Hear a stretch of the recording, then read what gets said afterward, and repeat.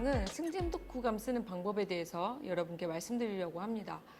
승진 독후감 때문에 좀 스트레스 많이 받으시나요? 이번 영상을 통해서 독후감을 왜 쓰는지, 그리고 평가 기준, 세부 평가 기준은 어떻게 되는지, 그리고 독후감 쓰는데 도움이 되는 팁은 무엇이 있는지, 이렇게 세 가지 내용으로 말씀을 드리도록 하겠습니다. 자, 우리는 왜 승진 독후감을 쓸까요? 책을 읽기 위해서 승진 독후감을 쓰도록 하고 있습니다. 그럼 또 책을 왜 읽느냐에 대한 질문이 나올 수 있겠죠. 책을 읽는 이유. 그러니까 우리 회사 사람들은 책을 통해서 사고력이 향상되고, 그 다음에 그 협력의 기본이 되는 의사소통 능력을 키울 수 있다고 생각하고 있습니다. 그것이 이제 독서 경영의 비전 중 하나이기도 하고요. 그래서 리더가 특히 리더가 되려면 책을 읽고 그 책 내용을 무엇인지 파악을 해서 그 책 내용을 비판하거나 아니면 현실에 적용할 수 있는 능력이 필요한 것이죠. 지금도 그렇고 앞으로 미래 사회에서 가장 필요한 역량 중에 하나가 문제 해결 능력이잖아요. 그 현상을 분석하고 그다음에 그에 맞는 대안을 찾는 문제 해결 능력인데, 이러한 문제 해결 능력이 독서를 통해서 갖춰질 수 있는 것이죠. 그리고 이거보다 더 저는 중요하다고 생각하는 게 바로 메타인지입니다. 메타인지가 내가 무엇을 알고 무엇을 모르는지 아는 게 메타인지라고 좀 쉽게 설명을 할 수 있는데요. 그 자신의 생각, 그동안 자기가 해왔던 생각들을 점검해보고, 내가 이런 부분을 몰랐구나 하는 것을 독서를 통해서 알 수 있게 되는 거죠.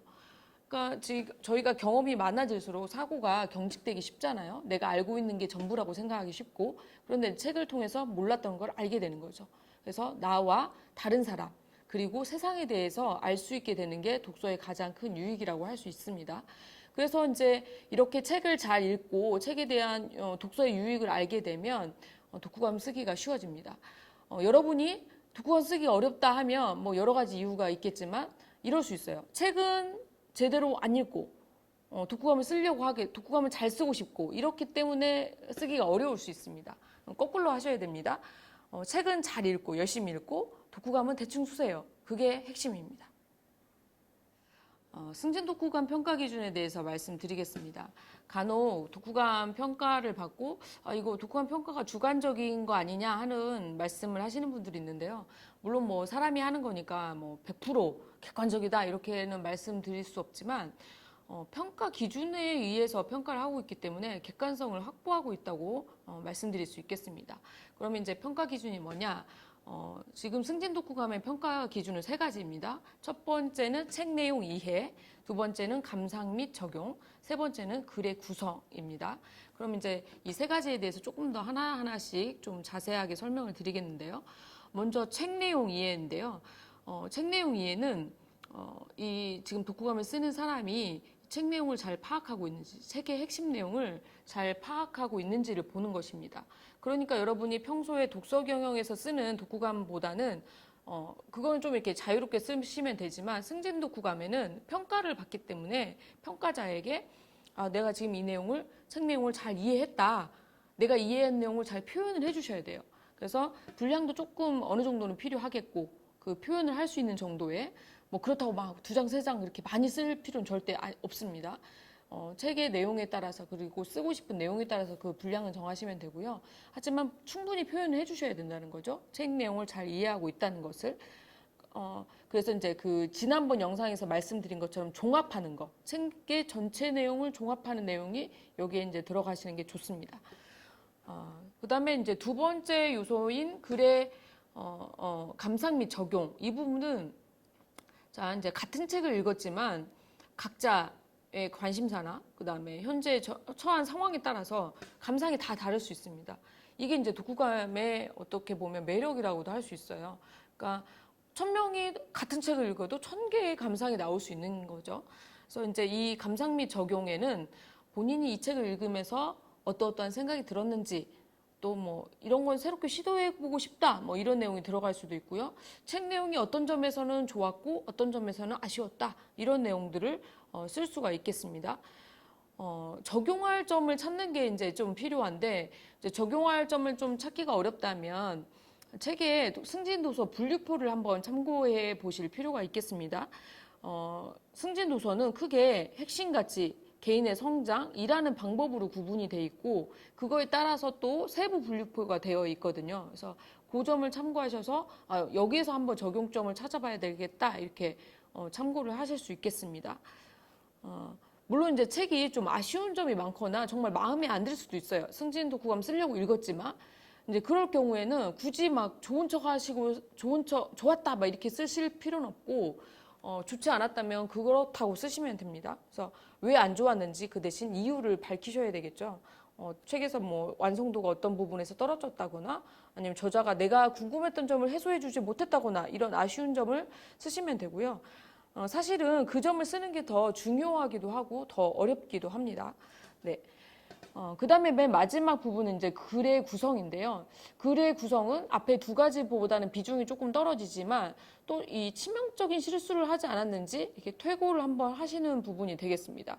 그래서 독후감을 전체적으로 다시 한번 쓰신 내용을 다시 한번 읽어보면서 내가 앞에서는 이렇게 말하고 뒷부분에서는 다르게 말한 내용이 없는지 그리고 뭐 맞춤법이나 띄어쓰기에 막 심각한 오류가 없는지 그다음에 뭐 독후감 막 5권, 10권 쓰다 보니까 혹시 뭐 내용에 혹시 섞여 있는 부분은 없는지 이런 것들을 좀 점검을 하시면서 보시면 되겠습니다. 이렇게 세 가지 기준으로 평가를 하면 이제 여러분은 이제 독후감을 A부터 B 플러스 B, C, D 이렇게 5가지 내에서 좀 평가를 받게 되는데요. C 이하의 평가는 발췌 내용이 들어갔다는 내용입니다. 자, 이제 간혹 아주 가끔 난 발췌하지 않았는데 발췌했다고 평가를 받았다 이렇게 말씀하시는 분들이 있는데요. 책의 전체 플롯이 똑같은데 단어나 어휘 표현만 몇 개 바뀌었거나 아니면 똑같은 문장이 들어가면 발췌를 보는 겁니다. 그래서 여러분이 승진 독후감 쓰실 때는 다른 사람이 쓴 독후감 이런 거 참고하지 마세요. 무의식적으로 그 내용을 좀 이렇게 가져오실 수가 있습니다. 그래서 그런 것들은 안 하시는 게 좋고요. 그다음에 책 내용이나 이렇게 인용한 부분이 있다면 꼭 반드시 나는 여기서 가져왔다는 인용 표기를 해주셔야 됩니다. 인용을 했다 이렇게. 그러면 이제 A나 뭐 B 플러스 B, 우리의 목표는 이제 B 이상이니까 그걸 어떻게 받을 수 있느냐? 그 기준 이거에 대해서 기준도 있죠. 그래서 자신의 감상, 책 내용을 아까 말씀드린 평가 기준에 의해서 책 내용을 파악한 내용이 들어가고 자신의 감상을 쓰시면 B 이상은 무조건 받을 수 있습니다. 근데 이제 B 플러스나 A는 뭐 책 내용에 대해서 조금 더 깊이 있게 그 생각한 내용, 그다음에 굉장히 창의적인 내용, 뭐 추론 이런 내용들이 들어갔을 때 B 플러스나 A를 받을 수 있게 됩니다. 그래서 제가 예전에 한 뭐 5년 이상, 저도 지금은 평가를 하고 있지 않지만 5년 정도 이제 독후감 평가만 한 적도 있는데요. 간혹 이제 독후감 평가하다 보면, 와, 정말 새로운 시각이다. 아니면 굉장히 통찰력 있는 결론이다. 이렇게 감탄을 할 때가 있어요. 이제 그런 경우에 이제 우리가 A나 B 플러스를 받게 되는 것이죠. 네. 이번 영상의 목적이 승진 독후감을 조금 더 쉽게 쓰는 방법이라고 할 수 있기 때문에 B 이상을 받을 수 있는 팁을 5가지 소개해드리면서 영상을 마무리하고자 합니다. 물론 승진 독후감이 막 그렇게 아예 스트레스가 없을 수는 없지만 지금 제가 말씀드리는 팁을 좀 활용을 하시면 좀 더 쉽게 쓸 수가 있겠습니다. 자, 첫 번째는 저자 서문과 목차를 활용한다입니다.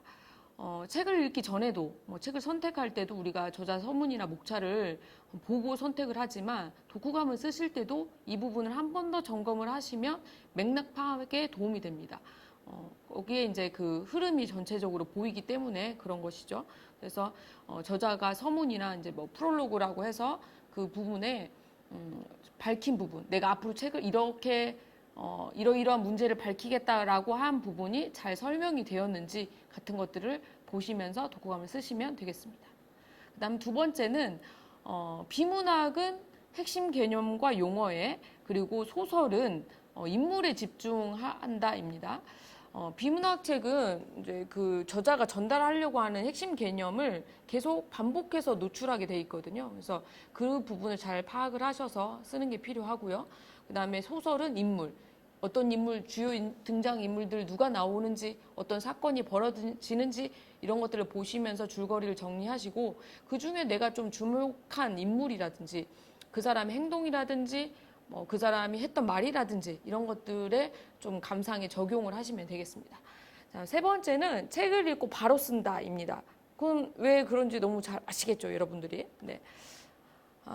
그다음에 네 번째는 메모, 북마크, 밑줄 그은 내용을 확인하고 쓴다입니다. 책을 읽을 때 지난번 영상에도 제가 말씀드렸지만 책을 읽을 때 적극적으로 메모도 하시고 밑줄도 그으시고 이 부분이 중요하다 생각하는 부분에 밑줄도 그으시고 하면서 좀 책을 좀 더럽게 그렇게 읽는 게 좀 중요하고요. 독후감을 쓰실 때는 그 부분만 다시 한번 확인하시고 쓰시면 되는 거죠. 저는 막 이런 것도 막 물음표도 해놓고 와 진짜 막 이렇게도 써놓기도 하고 그렇거든요. 그래서 그런 걸 쓰면 훨씬 도움이 됩니다. 자, 마지막은 개요를 작성하고 쓰는 것입니다. 자, 개요. 이를테면 이제 설계도를 그리는 건데요. 책을 이제 딱 덮고 나서 내가 독후감을 쓸 내용들은 이거인데 뭐 머릿말 부분에서는 이런 거에 문제 제기를 하고 중심에서는 그거에 대해서 책 내용에서 어떻게 다루고 있는지를 쓰시고 마지막에 내 생각을 정리하겠다 이런 식으로 먼저 구상을 하시는 것이죠. 그래서 한 3가지 단계 정도 쓰시는 게 좀 쉽기도 하고 그다음에 읽는 사람도 좀 편합니다. 머릿말, 본문, 맺은말 내지는 왜 내가 이 책을 왜 선택했다. 그다음 무엇을 이 책은 무엇에 대해서 다루고 있다. 어떻게 나는 그래서 앞으로 어떤 것들을 적용하고 싶다. 뭐 이렇게 쓰셔도 되고요. 구성은 뭐 내용은 어떻게 하시든 여러분이 선택을 하실 수 있지만 3가지 정도의 구성을 하시는 게 좋겠다는 내용입니다. 여러분 지금까지 보신 내용이 도움이 되었나요? 좀 도움이 되었기를 바랍니다. 승진 독후감은 상시 제출이 가능한 거 알고 계시죠?